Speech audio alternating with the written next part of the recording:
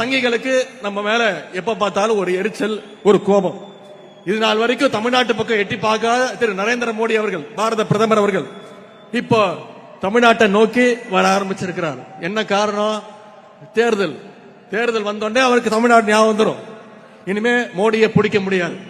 அடிக்கடி தமிழ்நாட்டுக்கு வருவார், திருக்குறள் சொல்லுவார், கடலுக்கு அடியில போய் தியானம் எல்லாம் பண்ணுவார். கொஞ்ச நாள் முன்னாடி தமிழ்நாட்டுக்கு வந்திருந்தார். என்ன சொன்னாரு? தமிழ்நாட்டுக்கு டபுள் இன்ஜின் சர்க்கார் வேணும் அப்படின்னு சொன்னார்.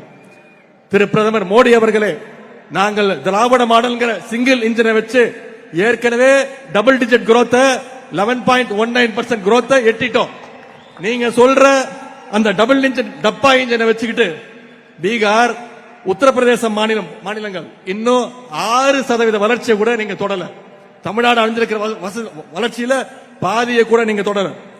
பொதுவா தேர்தல எல்லாரும் என்ன சொல்லுவாங்கன்னா ஜனநாயக திருவிழா அப்படின்னு சொல்லுவாங்க. ஒரு திருவிழாவில் என்னெல்லாம் இருக்கும்? வான வேடிக்கை நடக்கும், மக்கள்லாம் உற்சாகமா இருப்பாங்க, எல்லாரும் சேர்ந்து மகிழ்ச்சியா கொண்டாடுவாங்க. அப்படிப்பட்ட ஒரு அணியாகத்தான் நம்முடைய தலைவர் தலைமையிலான மதச்சார்பற்ற முற்போக்கு கூட்டணி ஒரு அணியாக, மகிழ்ச்சியான அணியாக இன்றைக்கு இருக்கிறது. அதே மாதிரி திருவிழா நேரத்தில் புது புது கடைகள்லாம் போடுவாங்க. மக்களை கூப்பிட்டு பொய் விளம்பரம் சொல்லி பொய் வியாபாரம்லாம் பண்ணுவாங்க. பலூன் எல்லாம் ஊதி குழந்தைங்களுக்கு எல்லாம் ஷோ காட்டுவாங்க. அது மாதிரிதான் இன்னைக்கு தேர்தல் வந்தோடனே தேர்தல் திருவிழானால தமிழ்நாட்டில் புதுசா கடை விரிக்க ஆரம்பிச்சிருக்கிறாங்க.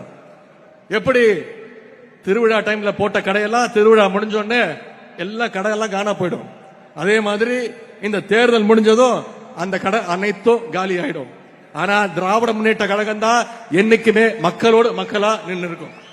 அது மட்டும் இல்ல, திருவிழா கூட்டத்தில் பிள்ளை பிடிக்கிற கோஷ்டி, பிக் பாக்கெட் அடிக்கிற கோஷ்டியும் உள்ள வருவாங்க. மிட்டாய் வாங்கி தரேன், ஐஸ்கிரீம் வாங்கி தரேன், சாக்லேட் வாங்கி தரேன்னு குழந்தைங்களை கடத்த பார்ப்பாங்க. இப்போ அதே மாதிரி ஆரம்பிச்சிருக்கிறாங்க.